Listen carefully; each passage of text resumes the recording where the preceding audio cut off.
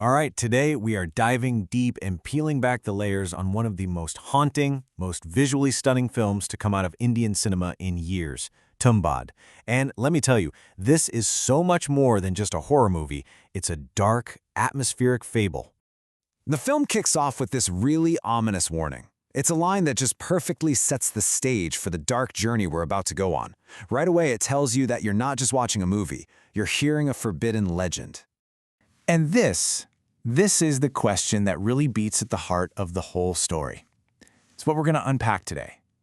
Is the monster some creature with claws and teeth? Or is it that insatiable desire that can live deep inside of us? See, to really get Tumbbad, you have to approach it like a puzzle. It's a total cinematic enigma, this dark folktale that weaves together mythology, horror, and a really sharp commentary on human nature. It's not so much a story you watch as it is one you decipher. So what's the actual plot? Well, at its heart, it's about a family in this remote village called Tumbbad, and they know the secret to a cursed treasure. The catch is, this treasure is guarded by some malevolent thing, and getting to it means performing a dangerous, absolutely terrifying ritual. Now, to understand why these characters are so obsessed, we first have to dig up the ancient myth that's driving all of them. In Tumbbad, believe me, the lore is everything. So let me introduce you to Hastar. He was the firstborn son of the goddess of plenty, her absolute favorite. But his greed was, well, it was boundless. He stole all of the gold from his mother's womb, but when he went for her grain, the other gods had had enough and they attacked him.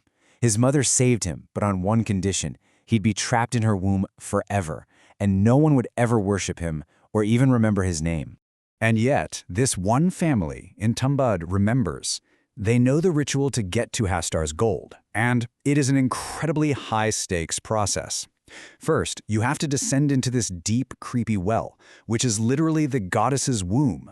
Then, you offer Hastar a little dough man to distract him, snatch a single gold coin, and you have to get back inside a circle of protection made of flour before he fully wakes up. It's a terrifying gamble every single time. But here is where the film becomes truly brilliant. The myth, the monster, that whole ritual, it's all a powerful metaphor. The story isn't really about a cursed god, it's about a cursed part of being human. This is the key. This is the whole thing.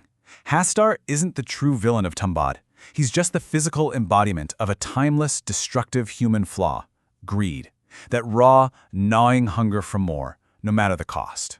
And the film is so smart in how it explores greed on all these different levels. You have the personal greed of our main character, Vinayak, which just consumes his entire life. You see generational greed as this curse gets passed down from father to son like a dark inheritance. It even hints at bigger forces, like the colonial greed of the British Raj era it's set in, where a whole nation's wealth was exploited. And then there's a kind of patriarchal greed, this obsessive desire to possess and control. And the filmmakers don't just tell you this story. Oh no, they make you feel it. The atmosphere of Tumbbad is practically a character itself. It's oppressive, it's decaying, and it is utterly unforgettable. Let's look at how they pulled this off. They use every tool they have to just drown you in this world. The nonstop rain isn't just weather, it's an inescapable gloom that soaks every single frame of the movie. The color palette is all muted and gray, which perfectly reflects the moral decay of the characters. And the sound design, oh, it is so visceral. It's full of these squelching, awful, unnatural noises that just crank the tension up until it's almost unbearable. And get this, crafting this unique atmosphere took an incredible amount of dedication. The film was actually in production for 6 years. 6. That's a testament to the filmmakers' refusal to compromise on their singular, haunting vision. And you can feel that commitment in every single frame. So, as we start to pull all these threads together, the myth, the metaphor, the incredible filmmaking, we finally get to the film's central, chilling message. In Tumbbad, the treasure and the curse, they're the exact same thing. This quote just captures the entire cycle perfectly. It doesn't matter how many gold coins Vinayak steals from Hastar, it is never enough. The desire is insatiable. The more you get, the more you want. Greed has no finish line. So the bottom line is this. Tumbbad uses a monster to show us the monster within. The real horror isn't some cursed god trapped in the earth. It's the boundless, self-destructive greed that every single one of us is capable of. The film is a mirror, and what it reflects back at us is deeply unsettling. And that leaves us with this final haunting question.